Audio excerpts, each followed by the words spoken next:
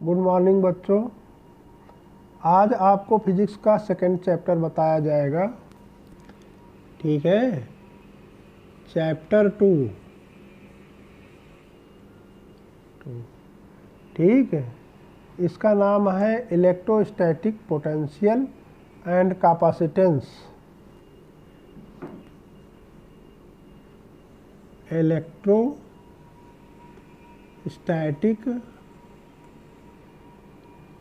Potential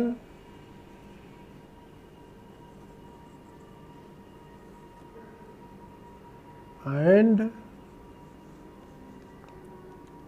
capacitance.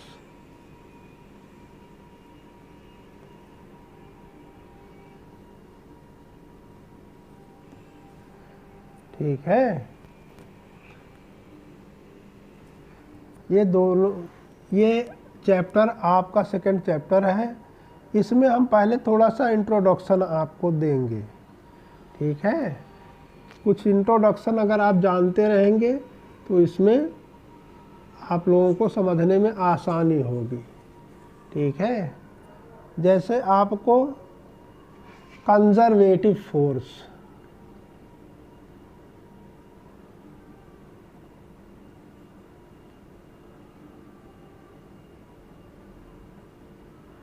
Conservative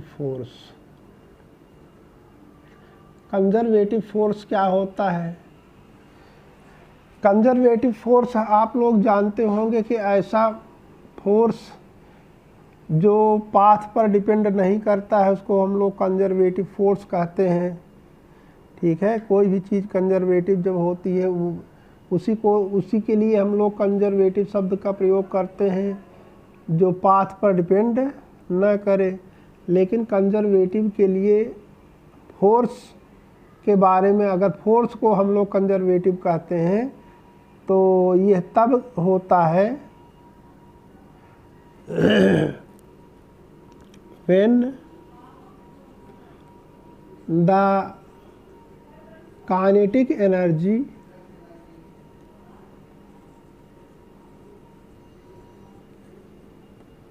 and potential energy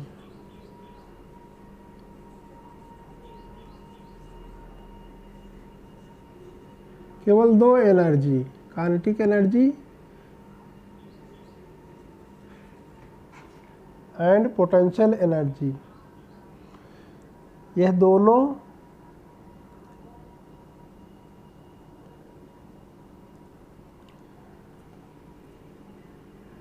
conserve रहे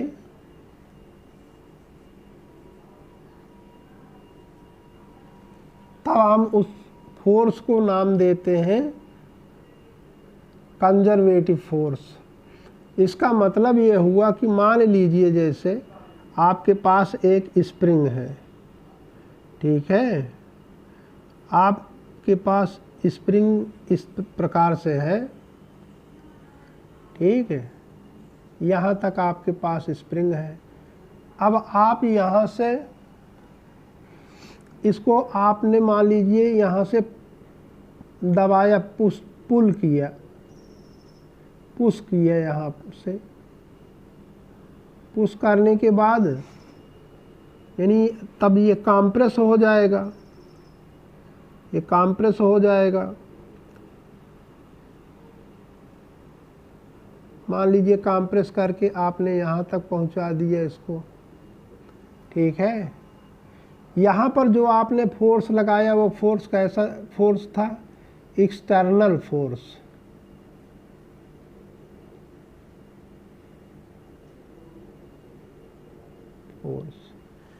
external force आपने लगाया और इसको आपने कंप्रेस कर दिया। जब कंप्रेस कर दिया तो इसमें कौन सी एनर्जी आ गई? इसको आप लोग जानते होंगे, इसमें पोटेंशियल एनर्जी आ गई। और जैसे ही आपने यह एक्सटर्नल फोर्स रिमूव किया तो एक्सटर्नल फोर्स रिमूव करते ही यह स्प्रिंग फिर अपने ओरिजिनल स्टेज पर आ गई। ठीक है, यहाँ से चलकर इधर आगे बढ़ी है स्प्रिंग, तो वास्तव में इसके अंदर जो अभी पोटेंशियल एनर्जी स्टोर थी वो काइनेटिक एनर्जी में कन्वर्ट हो गई। जितनी पोटेंशियल एनर्जी यहाँ स्टोर थी उतनी ही यहाँ पर काइनेटिक एनर्जी आपको मिल गई। तो इस तरीके से देखते हैं, जितनी यहाँ पोटेंशियल एनर्जी उतनी ही यहाँ पर आपको काइनेटिक एनर्जी मिली है। तो इसको कहते हैं कि यहाँ पर आपका पोटेंशियल एनर्जी और काइनेटिक एनर्जी कंजर्व है। ठीक है, इसलिए ये इस एक्सटर्नल फोर्स को हम लोग कंजर्वेटिव फोर्स मानते हैं। ठीक है, ग्रेविटेशनल फोर्स हुआ, स्प्रिंग फोर्स हुआ, ठीक है, उलाम्बिक फोर्स होता है, ये सब कंजर्वेटिव फोर्स होते हैं। ठीक है, तो हम लोग इसी कंजर्वेटिव फोर्स में सही तो हम लोगों को पढ़ना है इलेक्ट्रोस्टैटिक पोटेंशियल, लेकिन इलेक्ट्रोस्टैटिक पोटेंशियल पढ़ने से पहले हम लोगों को पहले पढ़ना होगा इलेक्ट्रोस्टैटिक एनर्जी।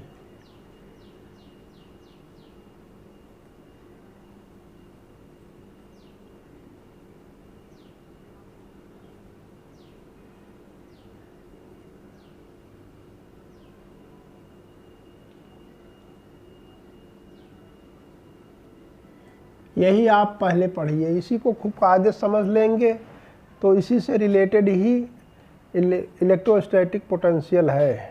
ठीक है,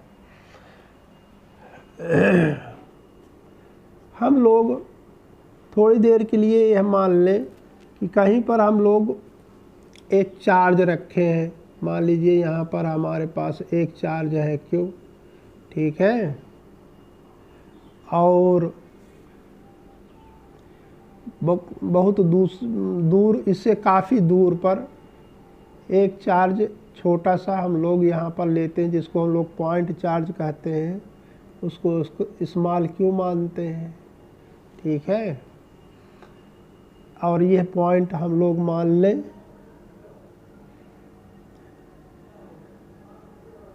R मान लें। ठीक है, या इस पॉइंट को हम लोग A मान लेते हैं। ठीक, और हम लोग इस चार्ज को इस चार्ज के पास ला रहे हैं। ठीक है, जब हम इस चार्ज को यहाँ इसके पास लाएंगे तो निश्चित रूप से इस पर हम लोगों को फोर्स लगाना पड़ेगा। लेकिन यहाँ पर एक कंडीशन आपको फॉलो करना है, इस चार्ज को यहाँ से यहाँ तक लाइए, लेकिन उसमें एक्सेलरेशन नहीं होना चाहिए। एक्सेलरेशन यानी इसकी वेलोसिटी चेंज नहीं होनी चाहिए। वेलोसिटी चेंज होने का मतलब होता है कि जितना फोर्स इसके द्वारा इस पर लगाया जा रहा है उससे ज़्यादा फोर्स आप लगा रहे हैं, इसी कारण से इसमें एक्सेलरेशन प्रोड्यूस हो रहा है। तो आप यहाँ पर यह मान करके चलिए कि आप इस चार्ज को बहुत स्लोली बहुत धीरे धीरे और कांस्टेंट स्पीड से यहाँ से इस चार्ज को ला रहे हो। ठीक है, कांस्टेंट स्पीड से आप ला रहे हो, इसमें कोई एक्सेलरेशन नहीं है। अगर ऐसा कंडीशन ला रहे, मान लीजिए लाते लाते आप यहाँ पर लाए, पॉइंट B तक लाए आप, ठीक है, कोई आपने इसमें एक्सेलरेशन प्रोड्यूस नहीं होने दिया, तो यहाँ पर यहाँ से यहाँ तक लाने में जितना आपने एक्सटर्नल फोर्स लगाया, ठीक है, वो एक्सटर्नल फोर्स किसके बराबर होगा? जितना यह चार्ज इस Q चार्ज पर फोर्स लगा रहा था उतना ही चार्ज। देखिए, जब दो चार्ज, जैसे बैलेंस्ड फोर्स आप सुने होंगे, बैलेंस फोर्स में जब दो फोर्स एक दूसरे के इक्वल होते हैं तो उस समय एक्सेलरेशन यानी वेलोसिटी चेंजिंग नहीं होती है। ठीक है, जब तक अनबैलेंस्ड फोर्स नहीं रहेगा तब तक वेलोसिटी, जब अनबैलेंस्ड फोर्स होता है तभी वेलोसिटी में चेंजिंग आती है। यहाँ पर इसके द्वारा लगाया गया फोर्स और आपके द्वारा लगाया गया फोर्स, दोनों फोर्स बराबर है, ठीक है, बैलेंस फोर्स है। इसलिए यहाँ पर एक्चुअल में यहाँ पर आपने कांस्टेंट स्पीड से या कांस्टेंट वेलोसिटी से आपने ऑब्जेक्ट को लाया है, ठीक है। लेकिन ये इसको यहाँ से यहाँ तक लाने में आपने कुछ वर्क किया होगा। अगर उस वर्क डन को हम लोग कैलकुलेट करना चाहें, ठीक है, कि या हम लोग ने कितना वर्क डन किया, ठीक है, तो यहाँ पर आप स्मॉल डिस्टेंस यानी dr ले लीजिए। मान लीजिए इतना दूर आप लेकर के आए, यहाँ लीजिए, यहाँ लीजिए, यहाँ लीजिए, कहीं ले लीजिए एक जगह, ठीक है। तो आप W इक्वल टू इंटीग्रेशन आप कर दीजिए, ठीक है।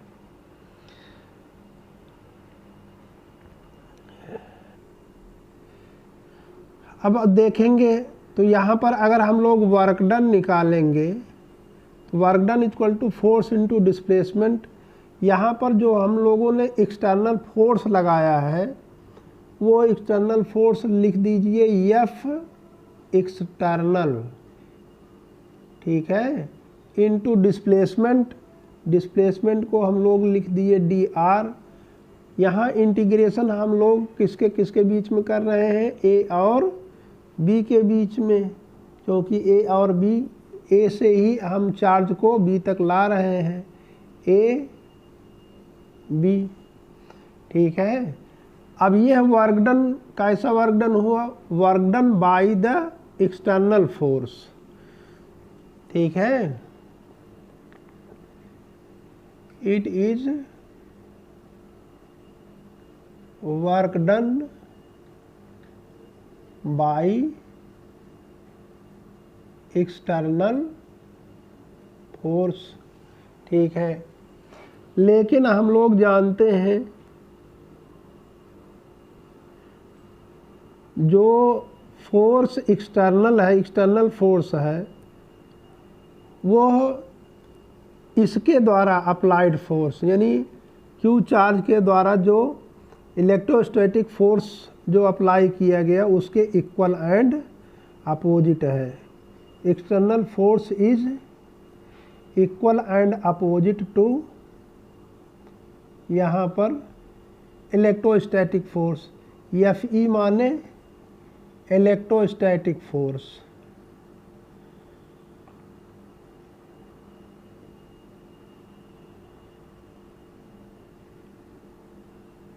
फोर्स, ठीक है।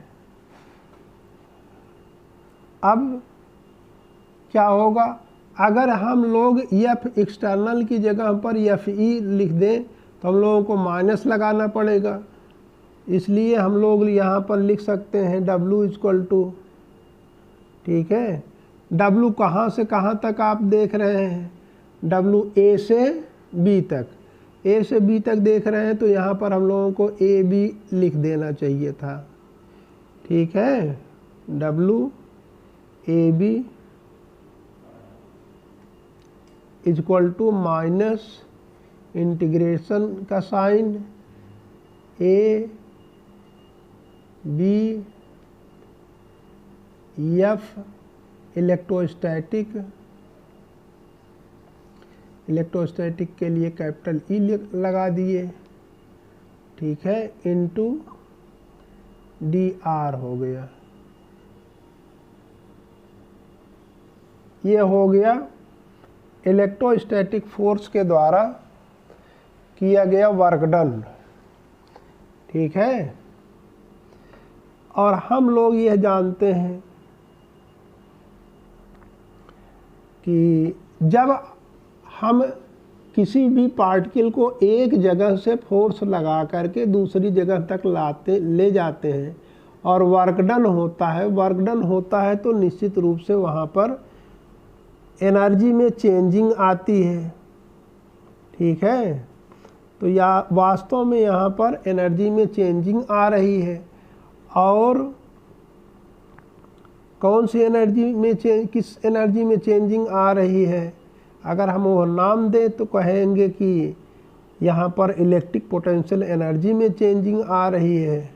ठीक है, तो इसका मतलब है कि यहाँ पर भी कुछ इलेक्ट्रोस्टैटिक एनर्जी थी और यहाँ पर भी इलेक्ट्रोस्टैटिक एनर्जी है, और इन दोनों के बीच में इलेक्ट्रोस्टैटिक एनर्जी में कुछ अंतर है, डिफरेंस है। ठीक है, तो इलेक्ट्रोस्टैटिक एनर्जी का में जो डिफरेंस होता है उसको हम लोग कैसे डिफाइन करेंगे, उस वही डिफिनेशन ही हम लोगों के यहाँ मेन है। ठीक है, हम लोग थोड़ी देर के लिए मान लें कि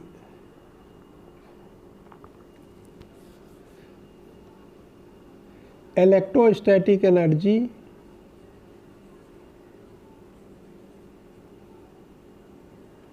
potential energy, electrostatic potential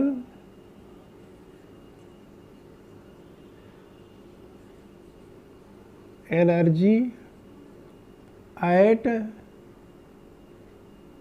A is equal to U A, और इलेक्ट्रोस्टैटिक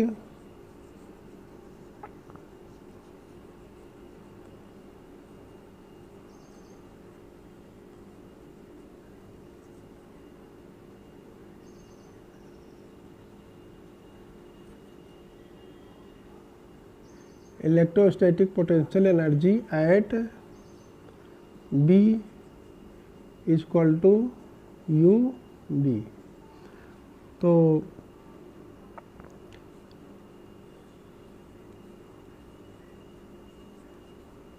डिफरेंस इन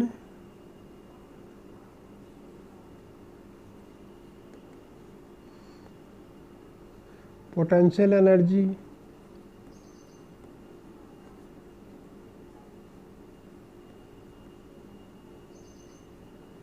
अगर हम लोग लेंगे तो फाइनल माइनस इनिशियल हम लोग कर देंगे। ठीक है, यानी हम लोग लास्ट में लाए थे बी पर, तो यू बी माइनस यू ए। ठीक है, यू बी माइनस यू ए लाएंगे। ठीक है, जिसको हम लोग रिप्रेजेंट कर सकते हैं यू ए बी से। ठीक है, यहाँ पर U B minus U A किए हैं और लिखे हैं यहाँ पर U A minus U B, तो इसमें घबराइएगा नहीं, ए से बी तक लाने में यह वर्क डन को बता रहा, एनर्जी बता रहा है, ए से बी के बीच में बता रहा है, इसलिए ऐसा रखा गया है। ठीक है, बुक में देखेंगे तो ऐसा ही लिखा होगा। अब इसकी डिफिनेशन, सिंपल डिफिनेशन आपके यहाँ बुक में भी लिखी गई है। ठीक है, तो इलेक्ट्रिक पोटेंशियल एनर्जी की डिफिनेशन आप कैसे लिखेंगे, उस डिफिनेशन को आप लोग लिख लीजिए। ठीक है, फिर आगे पढ़ाएंगे।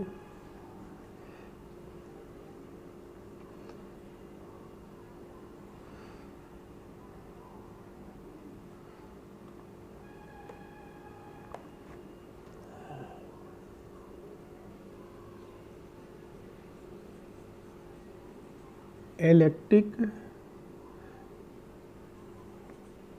Potential energy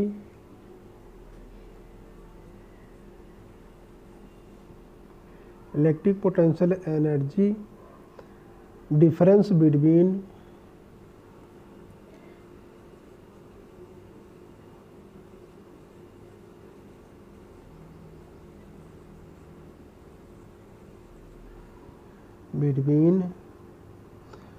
two points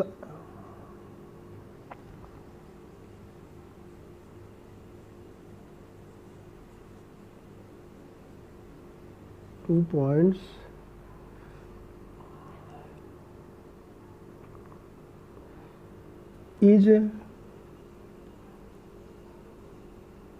work done required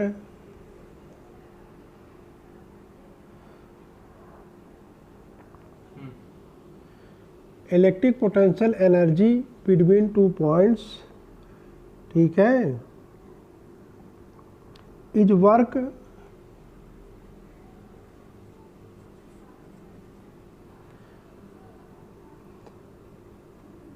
required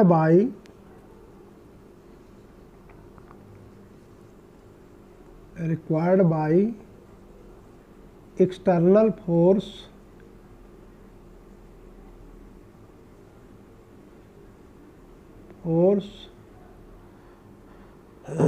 to move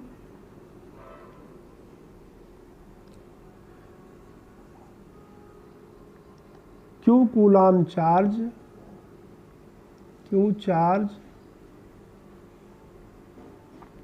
from one point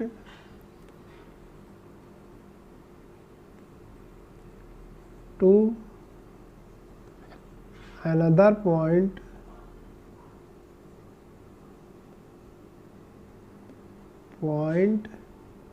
without acceleration.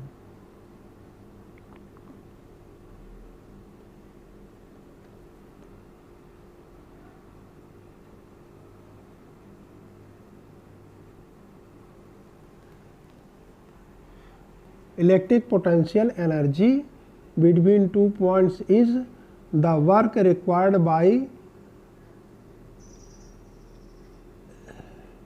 external force to move q charge from one point to another point without acceleration.